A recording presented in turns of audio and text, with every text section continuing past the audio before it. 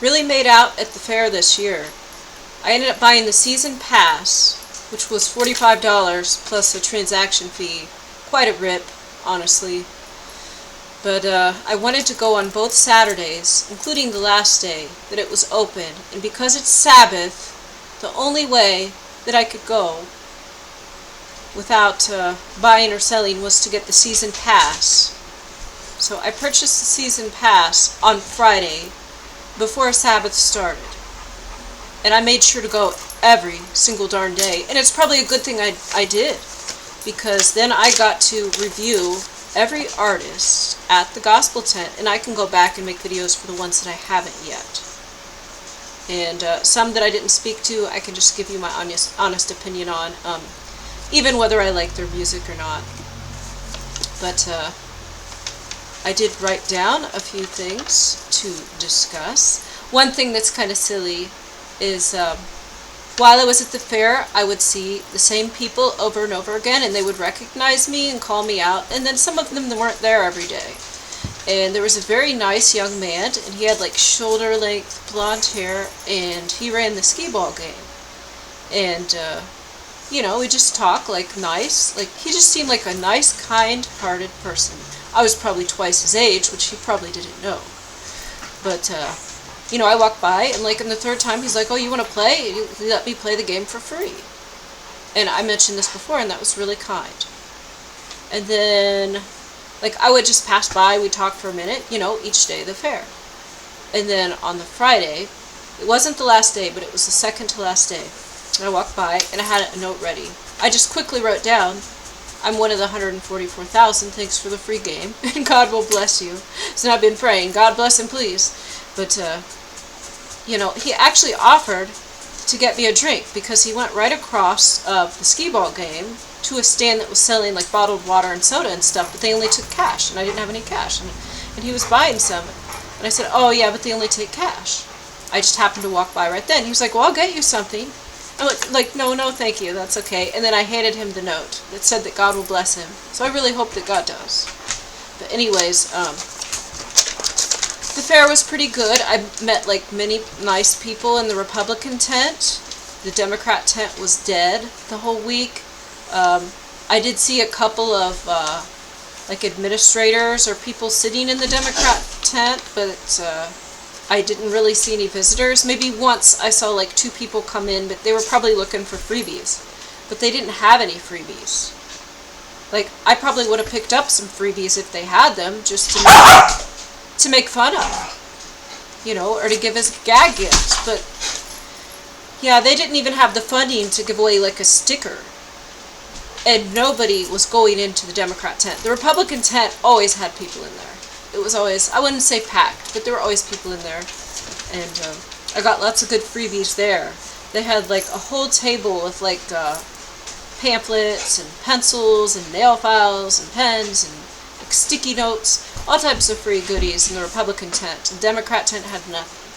See what other things about the fair were. Okay, let's see. I'm trying to think what else. Like, I saw the bunnies, I saw the geese, the ducks, the chickens, the cows, the pigs, the horses, and they were a little interesting, but really, when you can't ride the horse, and all the bunnies look pretty similar. I used to have a pet bunny, so they're not that exciting to me, and like the ducks and stuff. I tried to pet the chickens through the cage, but that just gets boring. So really, I was just going to see if there was a mission to do, and the gospel tent seemed to be the mission. If there were people to meet, I did small talk with people, which I don't like to small talk. I possibly like met a few people, and through word of mouth that might like make it to someone important. I don't know. There was a very nice woman in the Republican tent on the last day, and she gave me this. Let's see, I'm gonna flip this over so you can see. We've got an eagle. Yeah, I think I put it on backwards. This is a Trump bracelet. She had these made, and she only had 2 left, and she gave me one. She said, "How much do you like Trump?" And I said, "Oh, Since the very beginning, I was supporting Trump. But you get a little jaded after several years. So I'm not like excited anymore. But I always supported Trump since the beginning, since he was running. And she gave me this, and she had these nice pens made. They were like fancy pens, not the cheap ones. And she gave me one of those too, and we just talked a little bit. And it's so funny, like, the people in this town, everyone that I've spoken to, like, I say my crazy conspiracy theories, which were truth, my conspiracy facts, and in this small town, like, everyone I've told my conspiracy theories to not only understands and agrees, but then they're discussing it themselves. This is amazing. Like, the people where I came from in Columbus, most of them are Democrats, or it just, whatever I say goes way over their head. But here in the small town of hillbillies, like, these people are smart, as I said. They, like, when I say something, they already get it. They already agree. So, it's just really nice. And, so, I used to always eat, like, organic and buy not made in China, and now, the thing, like, where I've kind of changed, and I was eating all these free candies full of poison, is because all these years I tried to eat organic, and the stupid narc was poisoning me and drugging me anyways. So now it's like, F it, I can't afford certain things. Like, I do want to eat organic, but, like, I was being poisoned and drugged and being given GMOs and being given things that I thought were morally wrong without me knowing it. And so, I ate the candy at the fair. I did. I did eat the candy at the fair. And I need to be more careful, like, GMOs and stuff. I do know that they are making stuff in the United States right now, secretly. So that's why I started buying stuff made in China right now, because that gravy train is about to end. And at least right now, the stuff made in China, a lot of the profits are going to Chinese people, which was not the case in the past. Now you've got, like, Temu and all other sites. And so the profits actually are going to the Chinese. They're, like, skipping the middleman, and the Chinese are selling direct to Americans. So, see what else was exciting about the fair. The 9/11 tent. This, I don't know if it made any difference, but this is one thing. I did go into the 9/11 tent one day, and I think it was the same guys in there every day.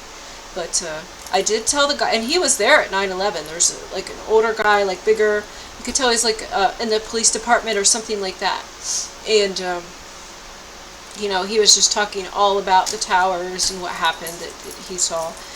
And so I made sure to tell him about my ex-serpent Nephilim and how they were serpents, like the biblical serpents, and how they were the ones that were behind the attacks. And he actually tried to get more people to commit. He tried to get Muslims to commit more terror attacks when he was in New York. And I had the feds called to my house. So I told this to the guy that was running the 9/11 booth. He might have thought I was crazy, but maybe he'll look into it.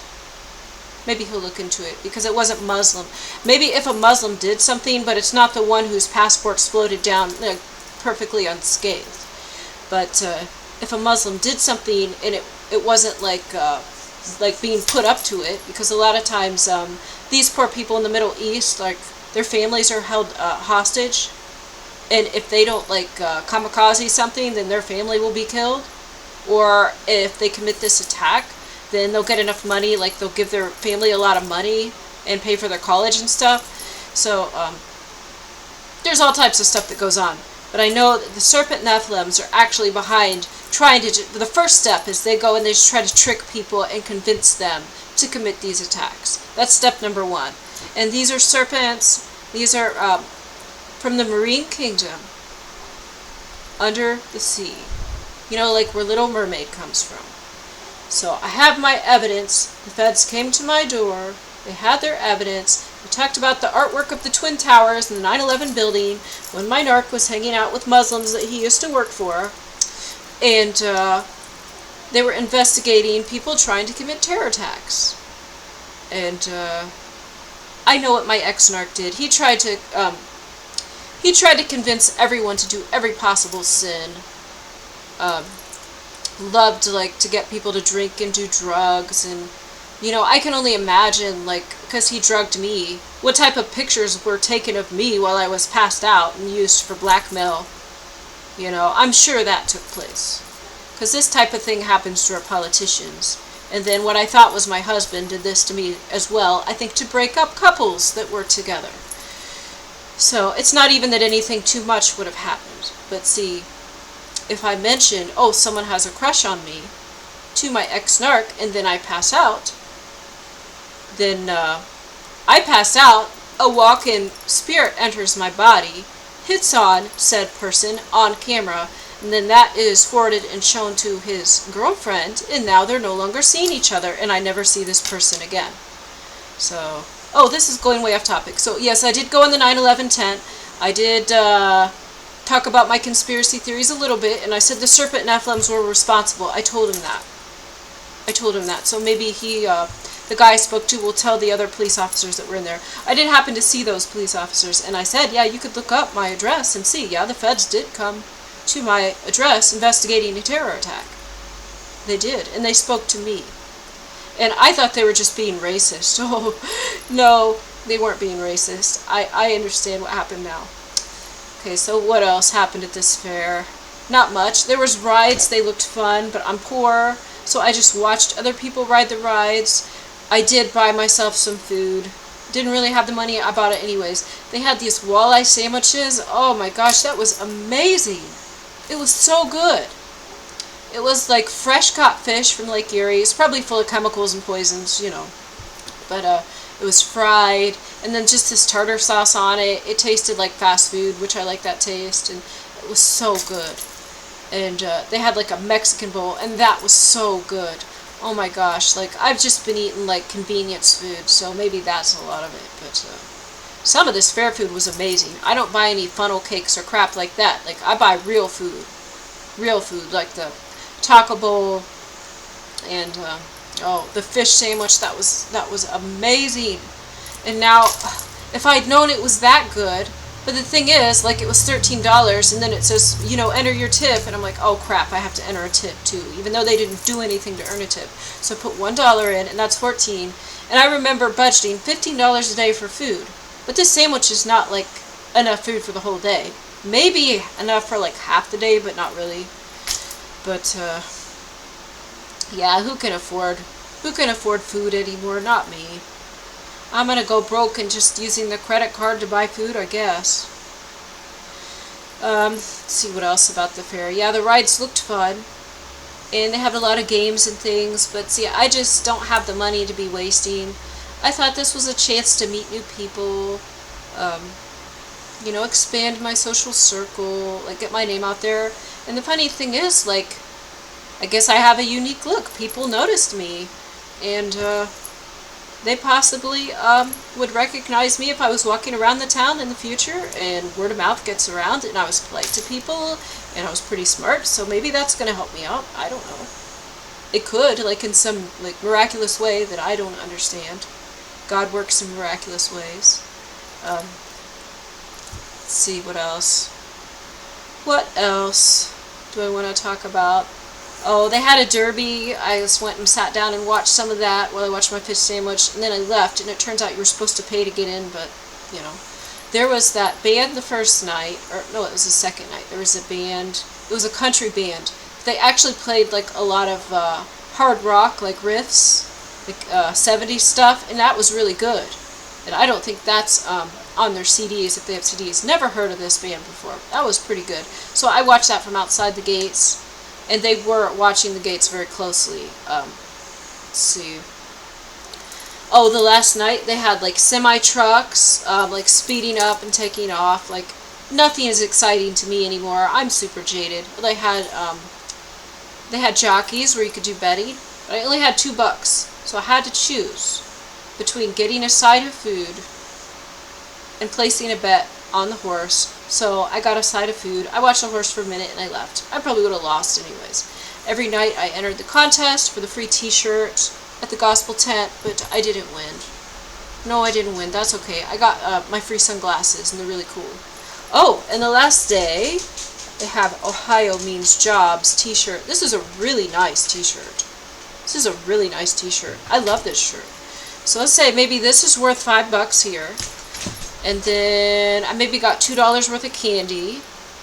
And there were concerts at the gospel tent every night, so let's see, I would pay $1 to go to each one of those, so that's 9, okay, 14, 15, $16. Yeah, that doesn't make up for probably the $47, $48 I spent.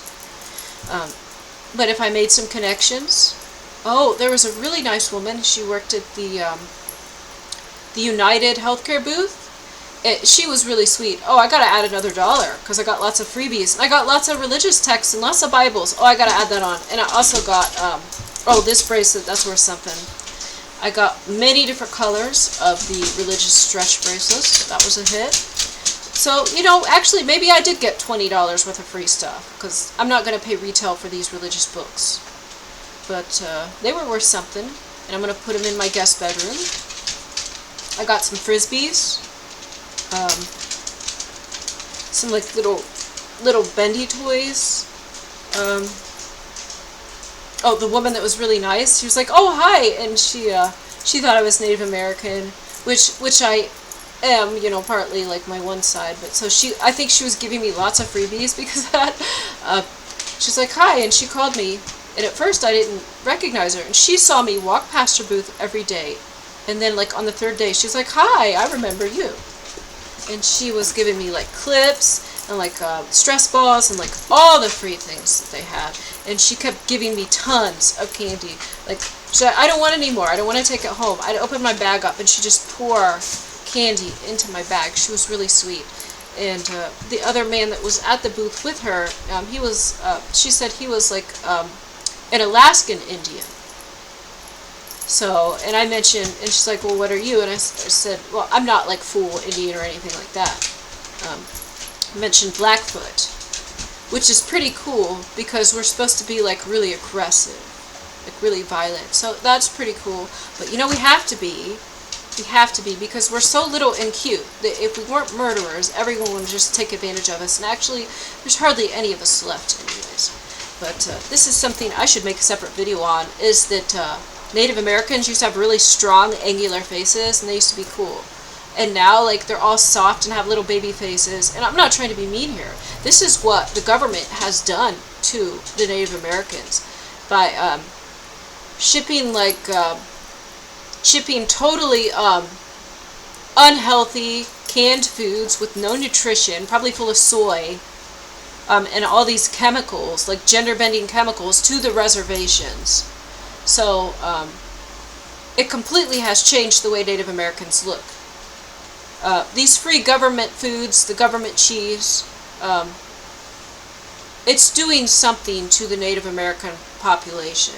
Native Americans never had baby faces like this, and they weren't soft and round. They were killers, and some were very polite and calm, but I'm saying, you know what I'm saying. And what you see now is not what this great people were. But, like every marginalized group, you know, I'm sorry guys, but we deserved what happened. Whenever a group of people falls away and starts worshiping idols, then God withdraws his hand of protection. So I'm sorry, but it happens to be that in a lot of the Native American communities, a lot of the African communities, there's just idol worship. And so we've just seen a lot of destruction happen as a result of that. But all of these groups, the good people will be in heaven, and we'll get to learn from each other, and it'll be amazing. And really, every group's been screwed over. It's the truth. It's the truth. Every group's been screwed over. You can't help what you're born as. You can't help what you look like. I mean, I guess we can agree to it. See, anything else about the fair? Because, like, I really wanted to ride some rides, but, you know, I can't afford that. And then I wanted to eat more food, but I couldn't afford that. And I was just eating a bunch of free candy, and the last day I felt like I was going to throw up. I almost vomited from too much candy, and then I got that fish sandwich. And I got to see part of a show I was supposed to pay for, so I guess that's good. But yeah, I did stop and speak to some people, got a lot of free stuff. I can add some of these freebies into any items that might happen to sell in my shop in the next few weeks. I haven't been making a lot of sales. I haven't been trying to sell. I had an item that sold and I can't find it. If you bought the Haitian small oil painting, I'm really sorry, I can't find it yet. Since I've moved, I knew that painting, I knew exactly where it was. Now I can't find it anywhere. So if I ever do find it, I'll ship it. So I went from being like the best seller ever to like a really bad seller. But I wish people would buy the items that I know where they are.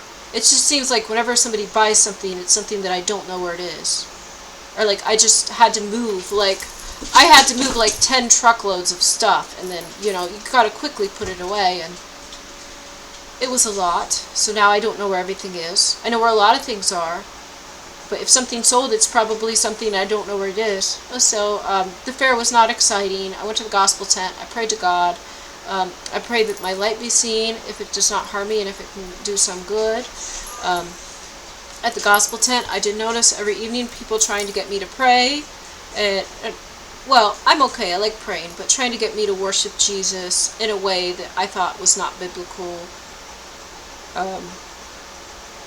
Like put Jesus in my pocket, then I go to heaven even if I sin and I'm a bad person. Like, I disagree. I know that's false.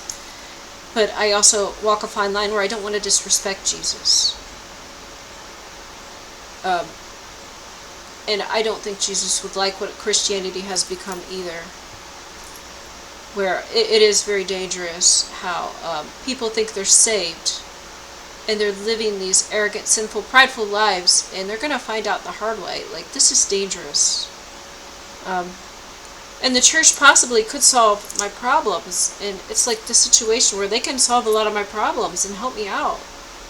And they want me to put Jesus in my pocket as my personal savior. And I think they want me to do that in order to get the help.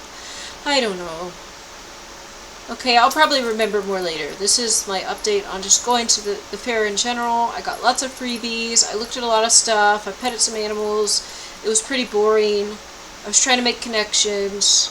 And, yeah, that's about it.